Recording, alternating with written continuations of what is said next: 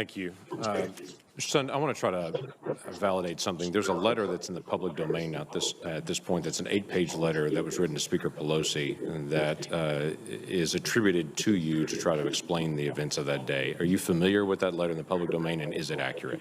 Yes, it is, sir. So in the letter itself, you describe several things in this, and the details and the timeline on it. Can you tell me why you wrote this letter to Speaker Pelosi? What was the purpose of the letter? I feel at the time I resigned. I had limited communications with my department. I know my department was getting ready to go and testify at some of the initial committee hearings, and I think that she had called for my resignation without full understanding of what we had prepared for, what we had gone through. I think she deserved to read, firsthand what we had prepared for and what I dealt with for that 6th. Okay, that's helpful. You had said in this, you talked several times about thousands of well-coordinated, well-equipped violent criminals and described them with climbing gear and all the things that you've also testified here. You also mentioned this letter about the pipe bombs that were located, that the first word would come at 12:52 that a pipe bomb had been located at the Republican National Committee headquarters. How was that located? Who found it, and why was that particular moment the moment that it was found? I don't know why that was a particular moment that it was found. I believe it was an employee of the Republican National Committee that had located it in the rear of the building that had called it into Capitol Police Headquarters. You had mentioned before that you thought this was part of the coordination, that there were several that were out there that would take away resources at that exact moment. But there's no way to know that they would find it at that exact moment. I'm glad they did find it. They found another one at the Democrat headquarters as well at 1:50, and you document that as well. But you had to send quite a few individuals to be able to go to the RNC and the DNC to be able to go deal with those explosives that were planted there. Is that correct? That is correct. And just for your information, the RNC pipe bomb, that was one that was really run by Capitol Police. The DNC Metropolitan ended up taking that and running that so we can run 2 concurrently. That resulted in the evacuation of 2 congressional buildings, the Cannon House Office building as well as one of the Library of Congress buildings. So it took extensive resources. So the assaults in the Capitol is not what caused the evacuation of those buildings. The discovery of those pipe bombs is what caused the evacuation of those buildings. That is correct, sir. There's been quite a bit of conversation today and quite a few members here that have talked about the National Guard and the length of time that it took to be able to go through the bureaucratic process to be able to get them deployed. I do think that needs to be shortened, obviously, in a deployment structure and the complexity of the bureaucracy here. But it seems to be a misunderstanding on this dais of some individuals describing the National Guard as if they're the riot police that can automatically be called out. They're not. Were you expecting them to be like a rapid response SWAT team at this point? What's a typical response from the National Guard to be able to call them out when they're not currently positioned? I believe the typical response once they're approved is approximately 2 hours. Okay, but then the approval process is obviously multiple hours to do that or multiple days to do that. You had started that process several days before in making some requests.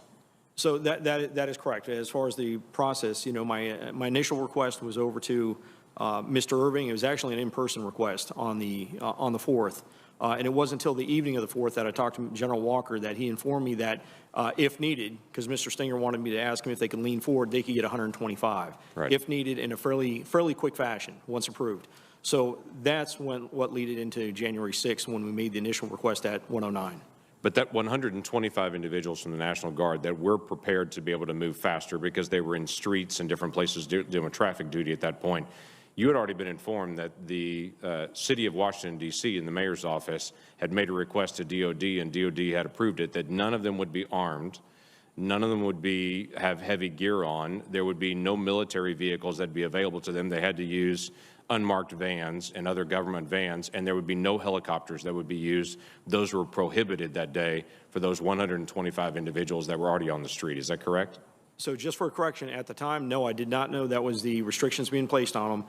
And 2, when I talked to General Walker the evening of the 4th, which was Monday evening, the 125 he was going to give us were 125 that were doing COVID relief for the District of Columbia, not assigned to the traffic post. Okay. So the individuals that were assigned to traffic duty had no weapons, had no military vehicles to move, had no overhead visual on anything. That had all been requested no from the city of Washington, D.C. And then for the other individuals that could be assigned to you as a rapid force, those are folks that were currently doing COVID duty. So you had no SWAT team. This description is very interesting to me around this dais, that people think that suddenly the National Guard just bursts in and is ready to go on that. That's not what the National Guard is prepositioned to do. That is correct. Anytime we've requested the National Guard, they've been in an unarmed fashion. I was looking for them to help support the perimeter that we had established. Okay, there's been some concern. I've talked to some of the officers here, and there's obviously been some conversation around this dais as well about the rules of engagement and about training and authorization. There wasn't training for what to do if a mass group actually comes through the door and tries to burst through, whether it's an insurrection type event, whether it's just a mob that's gone crazy and whatever it may be, or a protest that gets out of hand to be able to burst through the door. There was no clarity for the officers inside the building on their rules of engagement once they actually came to the building. They literally, my impression is, had to make it up on their own, and they determined their stand was going to be where the members and the staff were located. That was going to be their stand to start using lethal force. So I have a couple questions for that. At this point now, and I understand hindsight's 2020, is there a need for much greater, less than lethal force capability on officers at the time, or available to officers at the time that they have less than lethal capabilities, and clearer rules of engagement of what to do if you have a group of individuals come into the building unauthorized? So just for a little clarification, we do train for people trying to get into the building. We don't train for, when I said, an insurrection of thousands of people. Right. And our officers do have less lethal capability that they carry with them. With hindsight being what it is from January 6th, absolutely, I think there needs to be additional training, additional equipment to consider this type of attack in the future. Well, the challenge is we all watched this summer. In fact, this committee at Homeland Security had a hearing on the assaults on a federal courthouse in Portland and went through, and all of us saw for a month individuals just attack that courthouse day after day after day, and we saw the techniques that were used. Some of those same techniques were used by individuals that came in here. I'm not saying it was the same individuals, but some of those same techniques of trying to be able to work to the fence, to be able to find it, to be able to find a way to be able to attack officers. So the challenge is that we saw that this was rising, I guess, that people were watching on TV, people attacking a federal institution all summer long.